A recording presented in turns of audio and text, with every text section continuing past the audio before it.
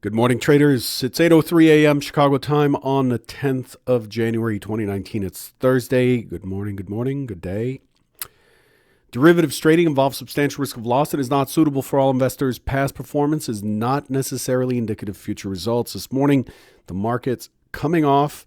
We have risk-off sentiment this morning. The volatility index popped to 2.86%. It's down about 20% from last week. So we're seeing in the futures, in the volatility futures, that we're getting a response in terms of the VIX. The laggard today is crude, trading at 51.63, down 73 cents or 1.39%. The NASDAQ follows that, down 0.6 or off 40 points. The S&P is off about 13 points or 0.5%. That's where we stand. U.S. dollar stronger, and so are the bonds. The bonds are up 4 ticks, just slightly. So we see risk-off sentiment, but it's really not really strong. We see that flows are going into the protective assets, although gold is down $1.50. But we see the flows into the protective assets in terms of 6 or 8 basis points change in price in the futures, not very strong. So that's where we stand. This morning, one second, close the wrong web page. This morning, in terms of what we're expecting, where are we?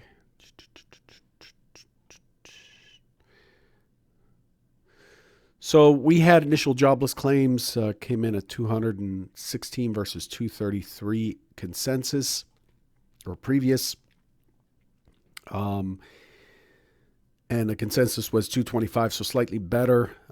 We do have Fed's Barkin speaking shortly. And it looks like we have a stream of Fed speakers today to pay attention to. So make sure your news feed, if you have one, make sure it's on. That's pretty much it. There's not much that's expected to interrupt the flow of today's action.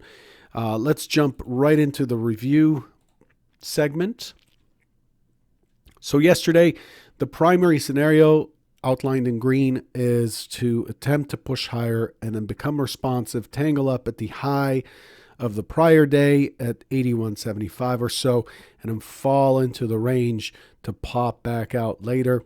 The secondary scenario is to fall back in, get to the point of control, find strength. In other words, advertise prices low enough to entice buyers to come in. Once they come in, we start to walk our way up to the 2600 area and 2607, which is key above.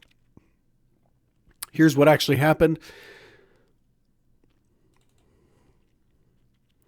So scenario one, really, up to this point, here's scenario one where I stopped it, just in case you need to look at that again. There's scenario one, dip back in, come right back out, right? And it dipped back into 25.59, 25.60 is the expectation versus actual 25.69. So a pretty shallow dip in there. I expected it to come at least down to here, but it got held up at the low volume node and the high of Monday, and then it popped right back out of range. Neutral day yesterday. And remember yesterday I said find me a normal distribution profile in the last month or so.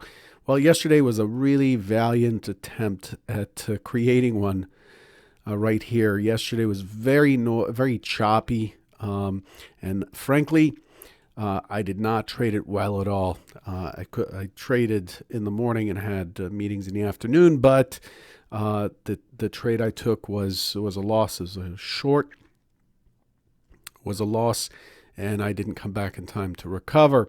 And even when I came back, it was hard for me to read what it's trying to do. Now, I'm not making excuses here, but I'm being very transparent and honest with you about the fact that some days I don't care how much experience you have. Some days it just doesn't make sense. The short was in here. The short was in here early on, and the expectation was for it to pull back, consolidate up here, and then continue lower. And I was looking for the point of control. So I'll put an X at the scale area, scale, and target per scenario 1. That's what I expected. And it ended up pushing with an impulse higher. So you could see the highest rotation at that point is to the buy side. So now you're thinking, all right, I'm off the short side. We're out of the prior day's range. So we dip into the prior day's range and we find buyers very quickly. Where do we find buyers? At the closing swing high, 25.77 down to 25.7650. And we turned right at 25.78. So to me, that looked like there was a tremendous support here in the chop into the close on Tuesday. This was very choppy, a very tight zipper. And then you get the impulse up. It pushes out of the prior day's range, which is a big contextual piece. I call it a boulder in the foundation of the day. Think of, imagine yourself building a foundation for a building. We can't lay concrete, and we look for big boulders. Those are the pieces that are going to carry the weight. And then we have little pieces of information like intraday levels and things like that, market-generated levels. And I consider those little stones and pebbles and stuff to fill in between the boulders to create the foundation for the day. It's just an analogy. I've been using it for like 15 years, and it works for me. But this is how I look at things. What are the boulders of the day, the big contextual pieces? Because not all information on the chart, at least to me, not all information on the chart is equal. So I have to consider time frame. I have to consider major milestones that multiple time frames can see. That's, the prior day's high, low, weekly low. Those kind of hit every time frame. I pay attention to those, and what I saw here yesterday, as I was mentioning, we dip into yesterday's range. The expectation is it'll likely struggle at the high or the mid, which is the blue line right there. The cyan line is VWAP. So I'm looking for it to struggle there and at least continue lower to the point of control as the first target. And instead, it pushed right out. We have a large rotation up. We have an impulse up out of the prior day's range. So to me, it looked like, okay, shorts are off. No reason to get short here. It looks like it has tested into the prior day's range and is holding. And the other clue here, it tested into the prior day's range. And look at the delta. What does the delta say? The delta is positive. Let me expand that scale a little bit for you so you can see what the delta is. The delta is measuring the aggressor in terms of the number of contracts sold, hitting the bid, versus number of contracts bought. And you look at the delta on this test right here, and you can see that the delta is positive on this selling, and then we get an impulse. So that's another clue. That's an intraday or market generated clue right there, that sellers just aren't winning this. So now we look for the buy side. The buy side, what do we lean on? We look for a mid pullback on an impulse. We look at test of the open. We look confluence with VWAP. We're looking for confluence with the prior day's high. And we end up with this nasty chop right here. No continuation on the impulse, by the way. And then what does it do? It falls back into the point of control, and then it falls back to the low volume node, the unaccepted price from Tuesday. And once it does that, now you're thinking, oh, sellers have finally stepped in. Now the big money's coming in. The sellers are winning. We can see that the delta's starting to fall. No, not really. Comes right back up, walks right through the confluence area of the mid, the prior day's high, VWAP, just walks right through there, chops around in that area, and then comes right back out to go neutral. So in addition to the break here, we have an extension range extension down, which means the IB low got taken out. And so after an hour chopping around, we extend the range down, and in general, I read that as, okay, another indication that sellers are taking over again. So we've broken a mid, we've crossed the opening swing, we are breaking through the prior day's high, we're dipping back into the range. So we have failed to sustain these prices up here. So the expectation is once it dips below, especially on a move that has a wide impulsive rotation, 11.5 points, then I expect it to hold and come back in. And what the fact of the matter is that this market yesterday was mostly controlled by short time frame traders, and it was basically balanced. And the after the fact, hindsight 2020 at this point, after the fact, I see that it was actually imbalance. But it was hard to see that it's imbalance at the moment. I could see that it's balancing up here. It balanced down here at the open, and it was creating a very Gaussian profile at that point.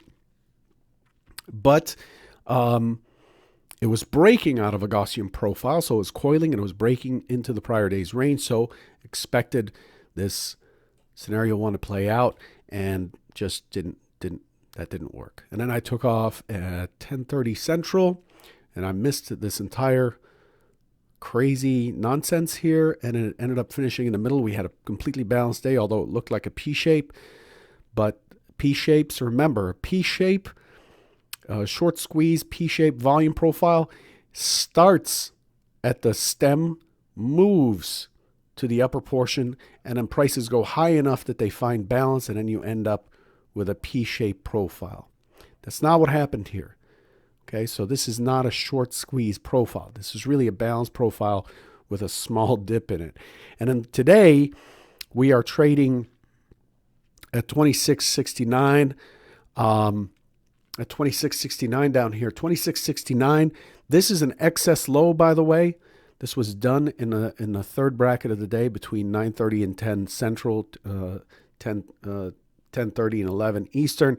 And the push away from here had very little volume and left a string of single prints. If you understand market profile, it left a string of single prints, and it's a middle bracket. So I labeled that as an excess low, and that's where we're opening today. We're opening right on the edge of yesterday's low, and there's a bit of resistance here expected at 25.82, which is basically yesterday's close.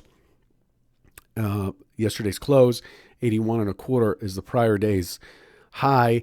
This is where we have our mid for the session. This is just above the IB, blah, blah, blah, blah, blah. So, and it's value low. So I expect some sort of a response at that 25.82.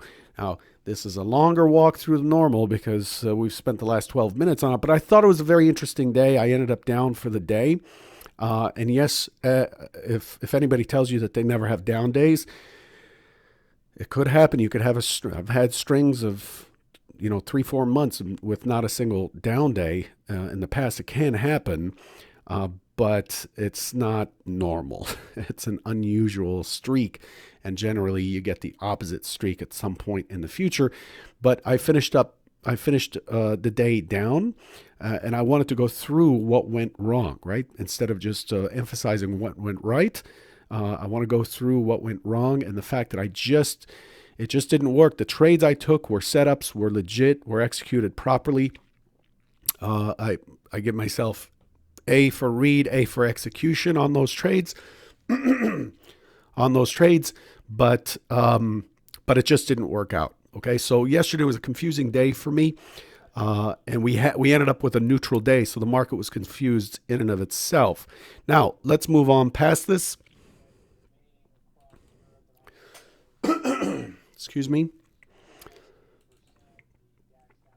Look at what we've done overnight. Overnight, we have basically a profile that kind of looks like this. Small distribution up top and a small distribution down below. I'm not trying to give you the middle finger here, subliminally. But what the market has done is it moved away very quickly. It moved away pretty quickly, pulled back to mid and VWAP, very beautiful, right? Mid VWAP, and then it continued. So we had a what is basically an impulse or the primary move, pull back to mid, continuation move. Beautiful. And this is a theme these days. The overnight trading seems to be a lot more, seems to make more sense to me in terms of movements and rotations than the day session trading lately. It's been like this for maybe a couple months now. We pull back to the new mid and we hold the new mid, surprisingly. And then now we're trading below. And you note that the mid VWAP and point of control are starting to move towards each other. This is a market that is in balance. That's basically the definition of balance for me. The market is in balance, and it's waiting for further input. And to me, it looks like it probably has another leg to the downside. Yesterday, clearly tried to hold these higher prices and to maintain above, and it ended up selling off into the close and coming right back into the prior day's range. We did shift the point of control higher, but for the first time in a while, our point of control is inside of the prior day's value area. Actually, it wasn't. Hang on. So we shifted the point of control up, and we have no overlap in the value area, but it's really a really tight value area, very balanced. And so we expect from balance, we expect imbalance one way or the other, and it's resolving to the downside. So what are we looking for today? Let me try to make this as quick as possible. Today, really, I'm looking for what is it likely to hit. I've changed, for those of you who get the stock zones on your charts, I've changed these to orange. I'm experimenting with differentiating between stock zones, something I'm working on, because I have notes and I need to translate them to something that those who get the stock zones at Convergent can see what that is. These are primary targets below based on confluence. These two down here. So 25.38 to 40 and 25.21 to 22. Those are big areas, and they're built. Those areas are built on volume profile as well as price action. I'm expecting this morning an open auction that is slightly in or out of range, an open auction nonetheless. I'm expecting responsive buying, the natural order of things. I expect a responsive buying back up into 25.80 to 82. I'm looking for a seller to step in the after the first hour potentially to push down and squeeze the overnight low, and then I'm looking for it to start making a run either today over the net or today and tomorrow to make a run lower. Clearly exhausted to the upside yesterday. The big buyers yesterday, if you look at the relative delta, this let me not confuse you. And I know this is a lot of information, and just bear with me. The top pane here is the ES futures, and this pane here is delta.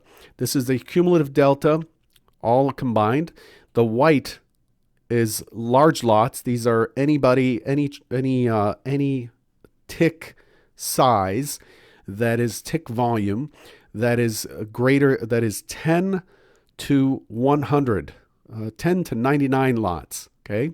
And then the yellow is 100 lots and up. That's the bigger size. And then everybody under 10 lots is in orange. And so yesterday's delta was holding on. And you could see that the very large lots were pretty active, right? There were pretty active buyers, sellers, then buyers, and then pretty active buyers all the way through, and then just came in and sold off into the close. And then the entire time, the large lots were sellers all day long. And what was carrying the delta to the positive side? Small lots, right? It's almost, these are often opposing each other because of the market forces, the market participants and their size.